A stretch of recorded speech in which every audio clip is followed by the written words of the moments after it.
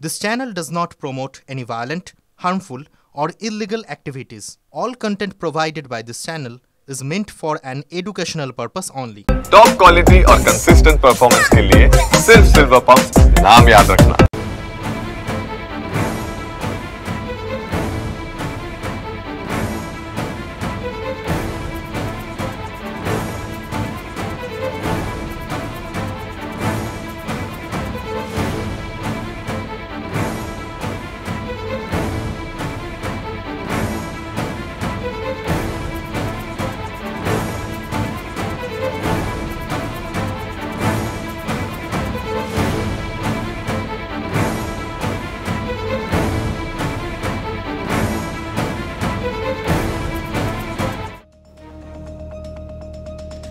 টিভি9 বাংলায় স্বাগত। আপনাদের সঙ্গে রয়েছে আমি শর্মিষ্ঠা। তিলোত্তমা কাণ্ডের পর 6 মাস কেটে গিয়েছে, কিন্তু নারী নির্যাতনের ছবি বা নারীর নিরাপত্তার অভাব বোধ করছেন প্রত্যেকে। কেন এই কথা বলছি?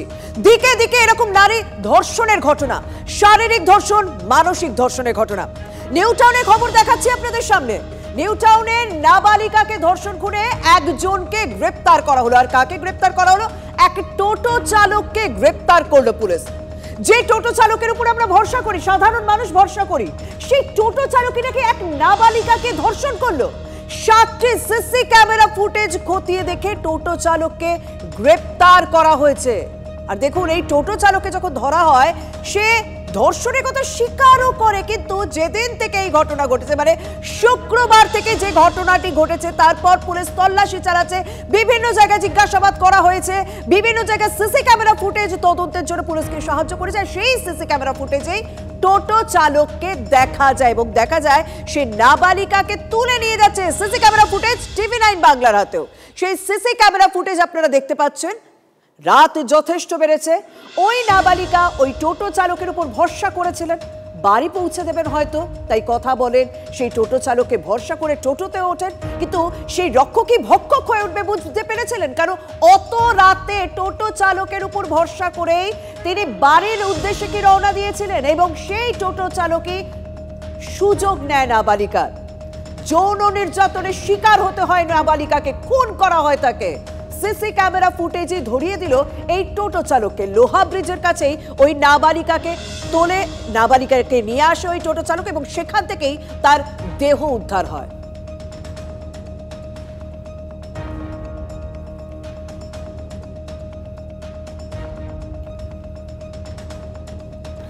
ও তো গাড়ি চালিয়ে 12টার দিকে এলো, এসে আমি উঠলাম, আমাকে ডাক দিল, আমি খুলে দিলাম তালা। একটু টেনশন ছিল যে ওই টাকা পয়সা মালিক পেতো, দিতে পারছে না, সেটাই। বৃহস্পতিবার কখন বেরিয়েছিল? সকালে। বিকালে 6টার সময় বেরিয়েছে, 12টার সময় এসছে। আমিও মাঝে মাঝে যাই ওর সঙ্গে, এটা হয় মাঝে মাঝেই হয়, দুজন একসঙ্গেই যাই। কোথায় যান? আর ঘুরতে। যে মেয়েটির কথা বলা হচ্ছে, এই মেয়েটিকে কি আপনার স্বামী চিনতো? না, ওর বাড়ি রানাঘাটে, ও নদিয়ায় কি করতে যাবে? আমার প্রশ্ন হলো, না মেয়েটা তো গৌরবনগরে ভাড়া সকালে ওঠে, ও তো ওই দিকে ভাড়া মারতো না, মারতো তোমার হলো ইকো পার্ক, রাম মন্দির, আমাদের জগৎপুর, কেষ্টপুর, রবীন্দ্রপল্লী, এদিকে। পুজোর আগে সবাই ভাড়া এসছে, হয়তো 4-5 মাস হবে। শ্রমিক থেকে এই কাজ করতে পারে আপনার মনে হয়? মানে যে 4-5 মাস তো দেখছেন। আমি 11টায় বেরোই আর রাত্রে 11টায় ঢুকি। সে বাড়ির কে কী করছে আমার দেখে কি মনে হয় ওকে? না, এবার কোনো মানুষকে দেখে ওরকম কিছু মনে হয় না। কোনো মানুষকে দেখে মনে হয় এরকম যে কে কী করতে পারে, কিন্তু কোনো কাজ ও মিস করতো না। সব কাজ ওকে, যে কোনো কাজ দিত সেই কাজ করতো, এইটুখানি বলতে পারি আমি। মানে কাজের কোনো ভয় নেই। আমার কোনোদিন আমার পরে ঢুকতো, কোনোদিন আমি খেয়ে দিয়ে শুয়ে পড়তাম, তারপরে গিয়ে ওই স্বামী স্ত্রী দুজনে মিলিয়ে আসতো। তারপরে আমি উঠে গেট খুলে দিতাম। আমি অনেকবার বললাম যে ডুপ্লিকেট চাবি বানিয়ে নে, তারপরে তোরা কখন আসবি সেইভাবে তোরা গেট খুলতে, ওর জন্য গেট খুলে দেবো নাকি আমি ডেলি উঠে। ভাড়ার টোটো চালক ছিল, কারণ ভাড়ার টোটো সে চালাতো, এবং যার টোটো তার বক্তব্য শুনলাম, এবং অভিযুক্তের স্ত্রীর বক্তব্য আপনাদের শোনালাম। কিন্তু ছবিটা দেখলেন, যে টোটো চালকের ছবি আমি দেখলাম, তার বয়স কিন্তু খুব একটা বেশি নয়, কিন্তু মানুষের মধ্যে ভয়টা কমে যাচ্ছে।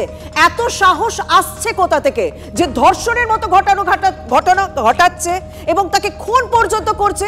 এই সাহসটা কোথা থেকে আসছে? আমার সঙ্গে রয়েছেন আমার সহকর্মী সুশোভন। সুশোভন, নাবালিকাকে যৌন নির্যাতন করে খুনের ঘটনা যা সিসি ক্যামেরা ফুটেজ দেখে জানেন নিল পুলিশ এই টোটো চালককে, কিন্তু এই ঘটনা তো ঘটেই চলেছে। বয়স দেখো, এই টোটো চালকের বয়স দেখো, তার মনে কোনো ভয় নেই।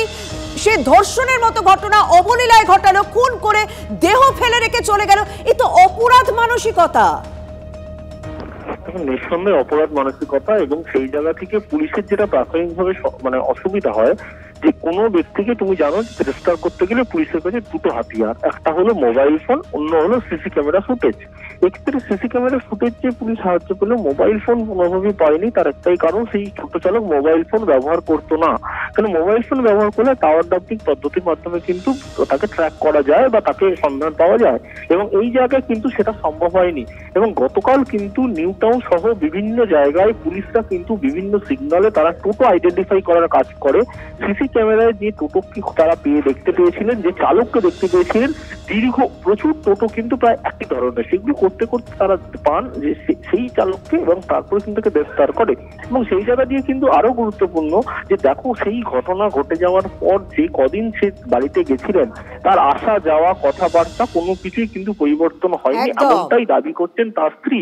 স্বাভাবিকভাবেই সে কিন্তু তার যে বডি ল্যাঙ্গুয়েজ বা এইরকম একটা ঘটনা ঘটে গেছে, সেই ঘটনাতে কিন্তু তার কোনো তাবুত্তার ছিল না। এবং যদিও পুলিশ এখনো পর্যন্ত তাকে জিজ্ঞাসাবাদ করছে এবং সে তার স্বীকার করেছে এই ঘটনা, কিন্তু এই যে ঘটনা, যেটা আরো গুরুত্বপূর্ণ, পুলিশের কাছে এখন সন্দেহ 1 নম্বরে রয়েছে যে ঘটনাস্থল, তুমি জানো যে সেখানে যে তারের জালি রয়েছে সেটা খুব সংকীর্ণ, অর্থাৎ সেখানে সেই একা না আরো অন্য কেউ ছিল সেটাও জানার চেষ্টা করছি। একদম সেই বিষয়গুলোই তদন্ত করে দেখা হবে। যে রিকশাতে করে তাকে তুলে নিয়ে যাওয়া হয়েছিল, সেই ই রিকশার ছবিও আপনাদের সামনে আমরা তুলে ধরলাম। কিন্তু সব থেকে বড় প্রশ্ন যে তার শরীরী ভাষায় তার কাছের মানুষও বুঝতে পারেনি, মানে এই ধৃত যে সৌমিত্র রায়, যে ই রিকশা চালক মূল অভিযুক্ত, যে জেরায় এই খুন ধর্ষণের কথা স্বীকার করে নিয়েছে বলে পুলিশের সূত্রে জানা যাচ্ছে, এই এত ঘন্টায় তার শরীরী ভাষায় তার কাছের মানুষ পর্যন্ত বুঝতে পারেনি যে এত বড় একটা ঘটনা সে ঘটিয়ে এসেছে। এটাই সব থেকে বড় প্রশ্ন, যে সে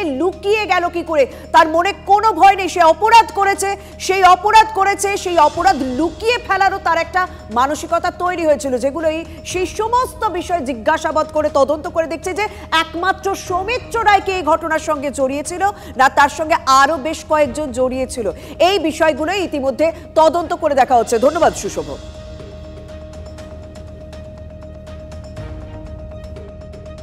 সঙ্গে কোন ক্লাসে পড়ো তুমি? আমি 8C। আচ্ছা, আর ও মানে তোমাকে কিছু বলেছিল, কোনো সমস্যা রয়েছে, ঝামেলা হয়েছে বাড়িতে? না, ওইসব নিয়ে ও কিছু বলেনি আমাকে। আচ্ছা, এমনি পড়াশোনা কেমন করে? ও পড়াশোনা খুব ভালোই করতো, আমারই ফ্রেন্ড ছিল, সবসময় আমাদের বাড়ি আসতো, আমাকে খুব ভালোবাসতো। আচ্ছা, তারপরে কখনো বলেছে কোনো ছেলে বন্ধু ছিল বা কিছু? না, ও কোনো ছেলেদের সঙ্গে মিশতো না, শুধু আমার সঙ্গে আর একটা মেয়ে আছে, সুমনা বলে মেয়ে আছে একটা, ও আমার সঙ্গে আর ওর সঙ্গে পুরো ক্লোজলি মিশতো, সবসময় আমার সঙ্গেই থাকতো। আচ্ছা, আর কখনো মানে কোনো ছেলেদের সঙ্গে ওর বেশি ইয়ে ছিল না। আর অরূপ বলে একটা ছেলে আছে, ওর সঙ্গে মেশামেশি করতো, ও আমাদের ফ্রেন্ড ছিল, একসাথে টিফিন খেতাম ওরকমই। ওই ছেলেটা কে? মানে তোমরা তো মনে হয় গার্লস স্কুলে পড়ো নাকি? না না না, কোয়েট স্কুলে।